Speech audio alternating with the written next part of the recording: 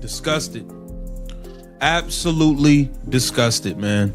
The WNBA players, the WNBPA, all of these people involved, man, they have literally done everything they can to kill off the league, to kill off the Caitlin Clark hype, to kill off the Caitlin Clark fandom, to push her fans away because of their jealousy, their ego. They're mad that this didn't happen because of them.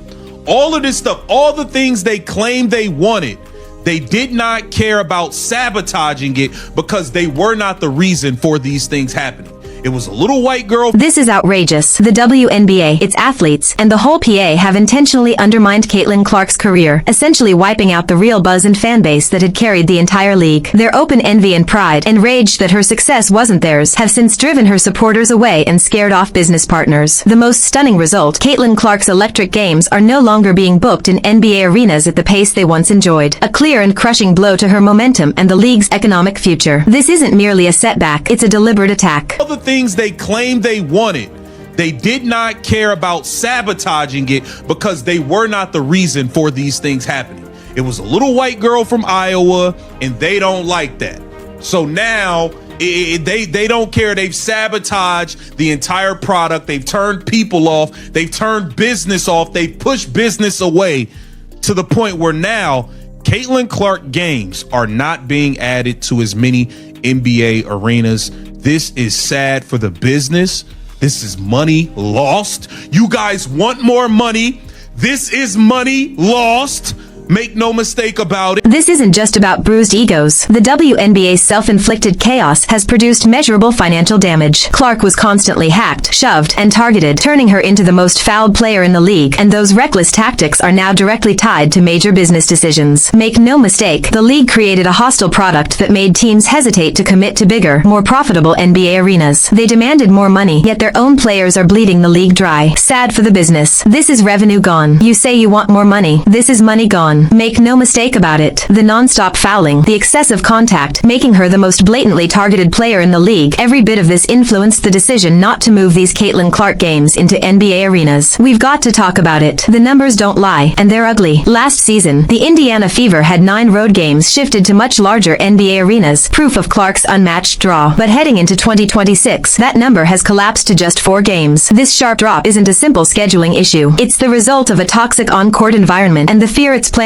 in partners and investors. This fall-off signals lost momentum and a blown expansion opportunity. And yes, appreciate it if you support the channel. As we keep rolling through this off-season, the drama doesn't stop. We have to dig into this article. Man, this is embarrassing. It's painful to see jealousy and nonsense destroy something special. Front Office Sports lays it out clearly. Teams are moving fewer Fever games after Clark's injury-filled season. Indiana had 9 moved last year, only 4 so far for 2026. That's the excuse, her injuries. But let's be honest about why she was injured. She was targeted, punished, and worn down by opponents night after night. She was forced to bulk up like a defensive end just to survive. This wasn't competition. It was intimidation meant to neutralize her impact. And the league stood by, letting it happen. Why was she hurt? Because in her rookie year, they beat her down. Beat her up so bad she felt forced to transform her body just to endure it. She had to come back built like The Rock. If you smell what the Clark is cooking, because y'all were playing prison ball. It looked less like basketball and more like a jailbreak. Ever seen Orange is the New Black? Picture a rookie reshaping her body just to survive constant punishment. This wasn't development, it was survival. Other players weren't hooping. They were brawling, hacking freely. The goal was to reduce Clark's impact and kill her momentum. And the refs? They couldn't officiate a YMCA run, a park league, or elementary girls basketball. Absolute nonsense from top to bottom. This is the ripple effect. Right here it says WNBA teams are shifting more games into alternate arenas this coming season, yet Caitlin Clark and the Indiana Fever are getting far fewer of those moves. That matters, because we already know what happens when Caitlin Clark shows up. Take Chicago Sky games at the United Center. When Clark is there, it's a sellout. Every time. Caitlin equals packed house. But her second season is now clouded by those same injuries, the direct fallout of bulking up with excessive muscle and enduring non-stop physical punishment. Opponents' brutal tactics, ignored by officials, have created a vicious cycle. Instead of shielding its biggest draw, the league stood back while she pushed her body to extremes, risking her long-term health and availability. That's not how you build a superstar. Again, Chicago Sky at the United Center. Clark plays. It's sold out. Every game. Last year, they booked the building. Angel Reese didn't even play, and people didn't show. That was lost money. Now teams don't feel safe locking in massive arenas months ahead because they don't know if Caitlin Clark will even be healthy. Because you keep targeting and trying to break her down. That's terrible for business. All of it. And even beyond the injuries, a lot of you have pushed fans away from the product. Have you noticed the silence from major networks? Where are they? And where were the referees during all this? Commissioner Kathy Engelbert has done a horrible job ignoring obvious foul play. The officiating has been a joke, so bad they couldn't ref a 40 and up YMCA run. This negligence has empowered players to keep hacking, shoving, and playing reckless basketball, directly feeding Clark's injuries and souring the product for new fans. The lack of fair play is driving people away. Bad for business. All of it. And even without the injuries, you've alienated the audience. Look around. ESPN barely mentions you. Fox doesn't talk about you. Whitlock aired you out and moved on. No Colin Cowherd. No Nick Wright. No Stephen A. Nobody is touching it anymore. Is Monica McNutt still on ESPN? Does she even have a job? I don't know, because she's not up there talking women's basketball. This is wild. The WNBA's regular season schedule released Wednesday includes 19 games moved to different arenas, up from 15 last year. But the message is obvious. Teams are now extremely hesitant to book Caitlin Clark games in large NBA arenas far in advance. Why risk a venue like the United Center if there's a real chance she won't be healthy, or if the brutal style of play drives fans away? The financial risk is too high, and teams have already been burned when Clark's absence caused major losses that now shape future scheduling. Yet despite everything, Clark's pull is undeniable. When she plays and games are moved, they sell out instantly. Chicago's United Center games prove her unmatched ability to fill seats and generate buzz. She is the clear face of the league, averaging 15,000 fans on the road, about 4,000 more than any other team. And still, the league limits her impact. The irony is brutal. While the WNBA brags about more games moving to different arenas this season, most of that growth comes from expansion teams like the Toronto Tempo, who alone account for a big chunk by playing 5 home games elsewhere. Meanwhile, the league's golden goose, Caitlin Clark, sees her NBA arena road games slashed. The league is completely missing the reason for its own popularity surge, and the numbers get even more damning. Opponent teams have scheduled just 4 road games in larger arenas for Caitlin Clark and the Fever this season, a sharp drop from 9 last year. Even powerhouse squads like the Chicago Sky and Dallas Wings, who moved 2 games last year, are now down to just 1. The Mystics, Connecticut Sun, and Atlanta Dream, each having moved 1 game against Indiana last season, have none scheduled this year in larger venues. This trend is worrying. The reduction isn't necessarily permanent, but it signals extreme caution. Teams are now reluctant to risk the financial gamble of booking huge arenas months in advance for Clark, given uncertainty around her health and the league's volatile environment. While some games, like Atlanta's, may eventually shift closer to the season, this hesitation reflects a lack of faith and foresight from league stakeholders. A key reason for this shift is Clark's limited playing time last season, appearing in only 13 games. Critically, she played in just 3 of the 9 moved road games, including the infamous July 15th matchup, where she injured her groin in the 4th quarter, ending her season early. Teams felt the direct financial impact of her absence and are understandably cautious about repeating costly mistakes. The league's failure to protect her has real consequences. Despite all attempts to undermine her, the Indiana Fever remained the league's largest attendance draw last year, averaging 15,000 for road games, 4,000 more than any other team. This proves Clark is the league's undisputed face, a phenomenon to be nurtured, not sabotaged. Her appeal is organic and immense, yet the league seems determined to squander it. It's important to note that last year's moved Fever road games were sellouts, often before the season started and before Clark's brutal injuries became apparent. Early success was driven by hype, not guaranteed presence. Teams now recognize that a full arena depends entirely on Clark's health and availability. Beyond arenas, the league's hostile environment and controversies have alienated major networks. ESPN, Fox, and prominent commentators like Jason Whitlock, Colin Cowherd, and Stephen A. Smith no longer cover the WNBA with the same enthusiasm. This media silence stems from an unattractive product, marred by jealousy, unsportsmanlike conduct, and poor officiating, driving away fans and sponsors alike. At the heart of this self-sabotage is pure envy and ego. Players and officials resent that the league's surge in popularity didn't stem from their collective efforts, but from a young woman from Iowa. This resentment has fueled deliberate attempts to diminish Clark's influence, even at the expense of league growth. It's a bitter pill to swallow. This destructive behavior has already alienated fans. Even if a new CBA or corrective measures arrive, many early supporters drawn by Clark's brilliance have walked away. They won't return to a product that tolerates brutal play, petty jealousy, and deliberate sidelining of its brightest star. Fan loyalty is lost. The WNBA has actively undermined the very growth its players and leadership claim to desire: bigger contracts, investment, and fan engagement. Now, as people watch, buy tickets, and get invested, the league pushes it all away. This isn't just missed opportunity, it's active demolition of its own future, driven by short-sighted focus on grievances rather than collective success. Caitlin Clark arrived as a rising tide, poised to lift all boats and bring mainstream acceptance. Yet the WNBA, through players' actions, referees' negligence, and leadership's passivity, is doing everything to sink the ship. Her career and the league's potential aren't being threatened externally, they're being sabotaged from within.